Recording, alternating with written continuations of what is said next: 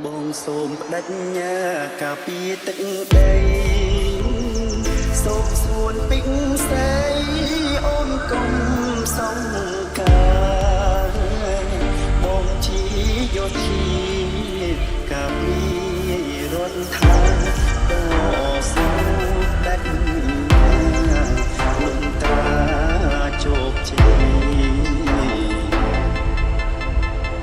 ប្រពន្ធបងអើយអូនគុំបារម្ភគុំត្រហោយំឲ្យបងអាឡ័យបងនឹងវិលវិញទេណាចរណៃជួបតាំងភ្នែកស្រីមើលថែ គឺចាប់អូនព្រោះយើងទឹកដីយើងមួយទំនួលគេមករៀនទៀនយើងមិនជួយចាប់ក៏មិន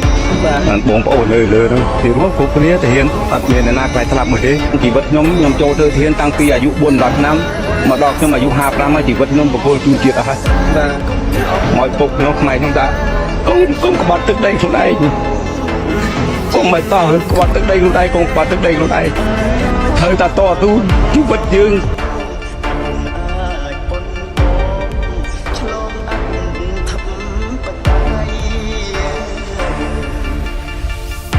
ជីវិតជូនជាតិធៀបជូនម្ដាយហើ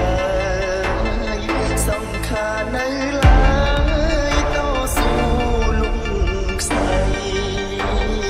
ពលីជីវិតកាពីទឹកដីដែលខ្មៅ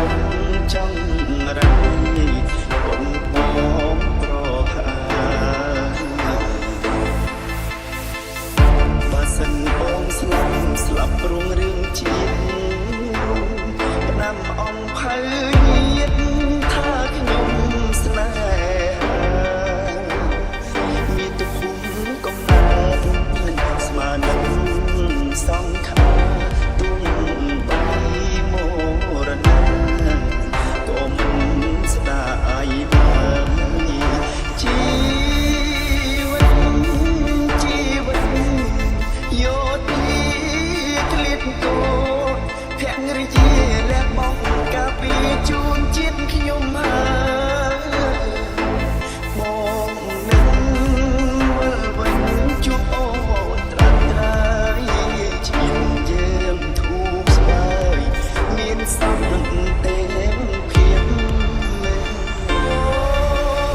គឺចាប់អូនព្រោះយើងទឹកដីយើងមួយទំនួលគេមករៀនទៀនយើងមិនជួយចាប់ក៏មិនបានបងប្អូនលើហ្នឹងពីមកគ្រប់គ្នាទៅហ៊ានអត់មានអ្នកណាខ្លាចស្លាប់មួយទេជីវិតខ្ញុំចូលទៅធានតាំងពីអាយុ4 10ឆ្នាំមកដល់ខ្ញុំអាយុ55ហើយជីវិតខ្ញុំបកគោលជូនជាតិអស់ហើយបាទមកពុកខ្ញុំផ្នែកខ្ញុំថាអូនកុំក្បត់ទឹកដីខ្លួនឯងកុំមិនតោះក្បត់ទឹកដីខ្លួនឯងកុំក្បត់ទឹកដីខ្លួនឯងត្រូវតែតស៊ូជីវិតយើងជាទាហានម្